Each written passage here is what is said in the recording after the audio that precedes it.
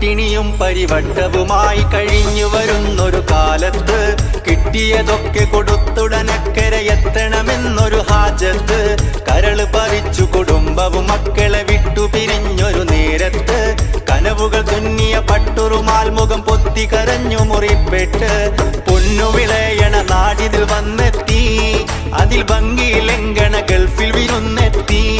ദിനം കണ്ട കിനാവുകൾ പൂവണിയാൻ കൊതികൊണ്ടു അതിൽ തൃപ്തി